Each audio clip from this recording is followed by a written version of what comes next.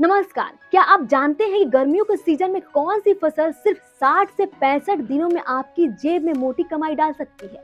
लेकिन अगर सही तकनीक ना अपनाई जाए तो यही फसल आपकी पूरी लागत भी डुबो सकती है। जी हाँ, हम बात कर रहे हैं गर्मियों के राजा तरबूज की खेती की। अक्सर देखा गया है कि किसान भाई जोश में आकर तरबूज तो लगा लेते हैं, लेकिन कभी फल मक्खी पूरी फसल खराब कर देती है, तो कभी फलों का आकार छोटा रहने के कारण मंडी में सही भाव नहीं मिल पाता। आज का ये वीडियो सिर्फ सामान्य जानकारी नहीं बल्कि प्रैक्टिकल गाइड है, जिससे आप इस बार नुकसान से बच सकते हैं। हम बात करेंगे खेत की सही तैयारी से लेकर उस खास खाद प्रबंधन के बारे में जिससे फल का वजन 5 किलो से भी ज्यादा हो सकता है। साथ ही जानेंगे कैसे आप अपनी फसल को 10 दिन पहले तैयार करके मंडी में सबसे ऊंचा भाव पा सकते हैं। अगर आप चाहते हैं कि इस बार की गर्मी आपके बैंक बैलेंस के लिए ठंडी हवा का झोंका बन जाए, तो यह वीडियो अंत तक जरूर देखें, क्योंकि एक छोटी सी भी गलती मुनाफे को घाटे में बदल सकती है। नमस्कार, आप देख रहे हैं आर्यन टीवी कृषि। मैं हूं आपके साथ दिव्या।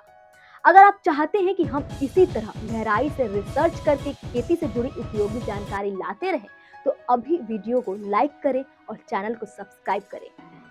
अब आपके लिए एक छोटा सा सवाल। पिछले साल आपने तरबूज की कौन सी वैरायटी लगाई थी और सबसे बड़ी समस्या क्या आई थी? बीमारी या छोटे फल का साइज? कमेंट में जरूर बताएं, ताकि अगली वीडियो में हम आपकी समस्याओं का समाधान दे सकें। अब बात करते हैं उस बुनियादी गलती की जो 90% किसान शुरुआत में ही कर देते हैं। सही समय सही जमीन का चुनाव न करना। तरबूज को गर्म और शुष्क जलवायु पसंद है। यदि आप भारी काली मिट्टी या पानी भराव वाली जमीन में तरबूज लगा रहे हैं तो जोखिम ले रहे हैं। तरबूज के लिए सबसे उपयुक्त मिट्टी है रेतीली, दोमट या हल्की मिट्टी, जिसका पीएच मान 6 से 7 के बीच में हो। भारी मिट्टी में जड़ें ठीक से सांस नहीं ले पाती, जिससे रोग का खतरा बढ़ जाता है और पौधे अचानक सूख सकते हैं। अब बात समय की। उत्तर भारत में तरबूज की बुआई 15 जनवरी से मार्च तक की जा सकती है, लेकिन अगर आप अगेती फसल लेकर मंडी में सबसे पहले माल पहुंचाना चाहते हैं तो जनवरी के अंतिम सप्ताह या फरवरी के पहले सप्ताह में बुआई करें। इसके लिए लो टनल यानी प्लास्टिक सुरंग तकनीक अपनाएं, ताकि ठंड से पौधे की सुरक्षा हो सके। याद रखें, जो माल मंडी में पहले पहुंचता है वही 20-25 रुपए प्रति किलो तक का भाव लाता है। बाद में जब सप्लाई बढ़ जाती है तो भाव गिरकर 5 से 7 रुपए तक आ जाता है। इसीलिए समय ही पैसा है।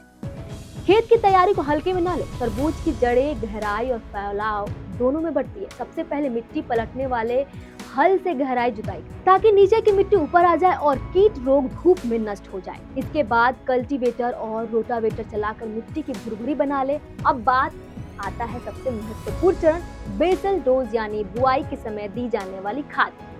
यदि नींव मजबूत नहीं होगी तो फसल मजबूत नहीं होगी।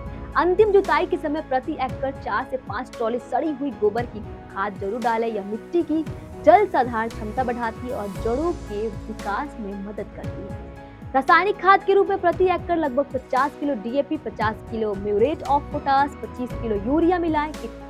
कीट नियंत्रण के लिए उचित दवा जैसे कार्बोफ्यूरॉन के स्थान पर वर्तमान अनुशंसित सुरक्षित विकल्प का प्रयोग करें।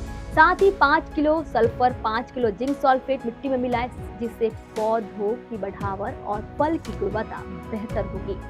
आगे के हिस्से में हम जानेंगे क्रॉप ड्रेसिंग, सिंचाई प्रबंधन, फल मक्खी नियंत्रण और वह खास तकनीक जिससे तरबूज का साइज और मिठास दोनों बढ़ेंगे। आज की इस वीडियो में इतना ही। तब तक बने रहे आर्यन टीवी कृषि के साथ।